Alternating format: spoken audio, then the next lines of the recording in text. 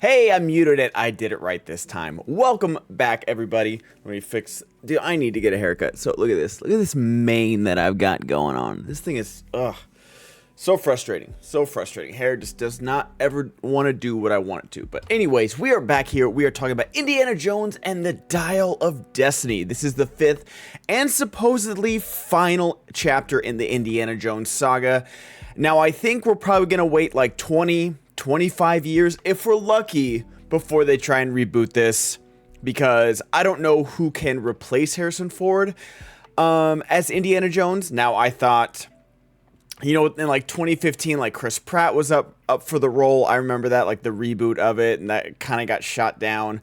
I think Alden Ehrenreich did a great job as Han Solo. The more I watch Solo, there's still plenty of like flaws like in the story and like kind of the execution of that movie, but I really think his performance is good. So I do think Indiana Jones, I don't want to say replaceable, but I'd be okay with, you know, well, I'm 35, when I'm 60, oh my god, that was something to say.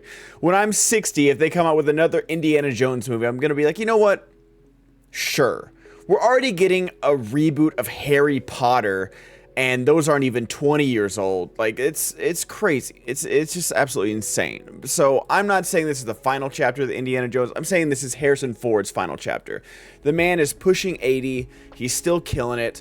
And in this one, we meet Harrison Ford.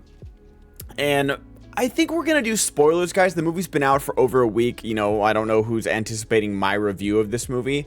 I don't think I'm going to go through the whole, you know, beat by beat thing here, but I am going to spoil it. So let me I'll put up the spoiler warning just because, like, I don't know. I just kind of want to talk about the movie a little bit, and I don't want to worry, like, you know, oh, is this spoiler? Is this not? Okay, my drawer is closed. I enjoyed this movie. I had a good time with it. I think this would probably rank 3rd.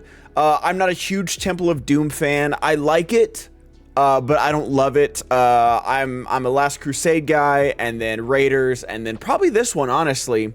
I didn't revisit all of these. You know, Last Crusade and Raiders are timeless classics. Everyone will agree. If you like Temple of Doom, that's great. I know that's kind of like the outlier of the original trilogy. And I think there's some things to like in Crystal Skull. I don't think it's a very good movie. But if you like it, again, great. If you like Crystal Skull, I'm honestly insanely jealous, because the opening like 10 minutes of that movie until he gets in the fridge, I really enjoy, and then it just kind of falls down from there. But this one, I like the opening with, you know, the de-aged Indiana Jones. The de-aging, again, it looks good, but it's like in Captain Marvel, I think it's probably the best use of it. The best application of it was Samuel L. Jackson. It looks flawless. The only time you can tell that it's older Samuel L. Jackson is, like, I remember there's a moment he like gets himself up off the floor, like when he's petting Goose, and I'm like, oh, that's a 70-plus-year-old right there. Or like when he's running. But his face looked so amazing, and so did Clark Gregg's. And this one, it looks good, but Harrison Ford, especially young Harrison Ford, is such an expressive actor. Like, his face he's just got a face, man. He's got that face. And especially when you put that face and de-age it and put that, like, kind of like, you know, filter over it, you just lose some of that face. And you can get away with it with a lot of actors. Or like, you know, maybe for a short amount of time. But when you have an entire 20-minute sequence, it starts to, those little tiny moments that you're like,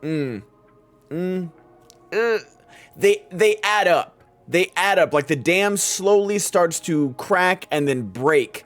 And by the time we're done with this, like, long scene, you're like, man. And there's nothing they can do about it. I think they could have shortened it and made it more about Mads Mikkelsen's character, rather than, like, you know, this train heist and everything. And that was a lot of fun. It was a lot of fun. But it's just like, Mads Mikkelsen being underused as villains in movies, I don't know what lesson people took from Casino Royale, and where they're like, oh, this is a good bad guy. Let's never use him enough again. Where it's like, Casino Royale perfected that. And then he did Hannibal, and, like, you know, he did this amazing show that I need to finish. I hear the third season's crazy. When I saw a crucifixion worth of dead bodies, I was like, okay, there's not that many crazy artistic serial killers in the world, let alone weekly. But anyways, I digress. But I loved his character. He started out so great and just so menacing. It reminded me of the guy in the first in Raiders with like the hat, and, it gets burned. I don't know the names. They've all left my head. He gave me like those very like just sinister, cold vibes, and I wanted more moments with him, and we just didn't get it. It's like every time he's on screen, it's just this magnetic pull to him, and we just don't get it. And I don't know why they underused him. And I've been hearing that this is the budget. I'm on IMDb right now. Let's look at the budget of this movie. The budget is $294 million. Oh my God. What? What? Oh, I thought it was going to be like 150. 294? What? What are we doing? What are we doing, Disney? You can't have thought that this was like $1 billion movie. Like, I love Indiana Jones, but the kids don't. I don't know, man. And that goes back to my point. It was like, you shorten this scene. There's a chase. There's like another chase with like little buggies. I think it's in Tangiers. And like that one goes on for a long time, and it's just like the action scenes are well structured. They're well structured. They're easy to follow. Like the train scene's like a little dark, but other than that, like I'm okay with it. But it's like you can save some money by like cutting these down and having more character stuff. Like, I know I'm kind of rambling at the point, but this is what you guys come to this channel for, all 50 of you. I appreciate each and every one of you.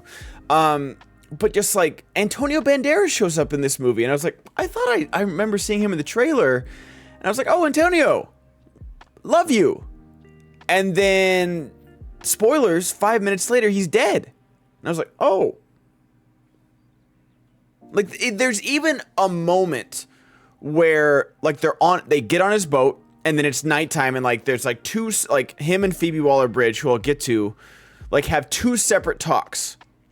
And one of them is really good about his son dying in Vietnam. And that is, Harrison Ford has still got it. Harrison Ford has still got the juice. Absolutely he does. And it's such a good scene. I'm like, oh man, this is good stuff right here. But you have both of those moments, and it's just like one of those, or maybe another separate moment could have been used to like, between Phoebe Waller-Bridge and Antonio Banderas of like, why is Indy the way he is? What happened to him? Where has he been? And it's like all these things like that you could have done with this amazing actor. And I don't know, it was such a strange thing to me. And like, hey, there's $30 million off your budget. You cut 10 minutes of the train scene or of the buggy scene in Tangiers. There's $30 million right there. Or, keep the $30 million and just give it to Antonio Banderas. He's earned it. And it's 294. I'm so sorry. That just blew me away. Holy crap. But overall, I did enjoy this movie. Phoebe Waller-Bridge, she plays Indy's goddaughter, Toby Jones's daughter, who we meet in the prologue. And I liked her in this movie. I don't know why they always, in the last two movies with Mutt, with Shia LaBeouf, and with Phoebe Waller-Bridge, who is named Helena, it's so weird that they keep teaming Indy up with quote unquote unlikable people. Like unlikable people where like you're not supposed to like them, but then they grow on you, and it's like, what? I don't know, Marion wasn't like that. Willie a little bit, but it's like Willie was also thrown into the situation unbeknownst to her. And then, like you like Sean Connery, but you see their antagonistic relationship, but like it's endearing, and like you see them grow throughout the movie, and it's fun. And I don't know, it's like, I liked Phoebe Waller-Bridge in this movie. I like what she brings to the table. I think she's fun. I thought her action scenes were great. But just, I don't know why they like purposely make her like so, I don't know. For me, it was just a weird choice. I liked her in this movie, and you know, trolls are gonna troll on the internet no matter, it's just a woman being in a movie, so I don't even want to give any credence to that. But her replacing Indiana Jones doesn't happen at all. It doesn't even come close. The kid isn't great. Teddy is not good. Boyd Holbrook as like the main kind of henchman. I just like Boyd Holbrook, and I'm really excited for his season of Justified. Both, but just like his death, and then Mads Mikkelsen's death was like so. The ending for how long this movie was, 2 hours and 34 minutes. The end of the main antagonist and his main lackey were so rushed. Like when they go back in time, and it's just like this crazy, like, oh my gosh, we're in time here. We're back in this Syracuse battle, like, with Archimedes and Rome taking over. It's insane. And then they kind of just like crash, and you're like, oh, okay. And I was expecting like them to survive the plane crash because it's a movie, and then they're just dead. And I was like, oh, okay. I guess that's that. And I realized like the whole point of that scene is like, you know, Indy being like, I want to stay. Helena like, nope, you're coming with me, knocks him out. I did like all that stuff. That really worked. But just like, it was so weird. Like, oh, the villain, did I miss something? Was there more to this? I guess not. John Rhys-Davies' cameo is awesome. I kind of wish he was in the movie a little bit more. Shawnette Renee Wilson as Mason, the CIA agent, is the worst CIA agent ever.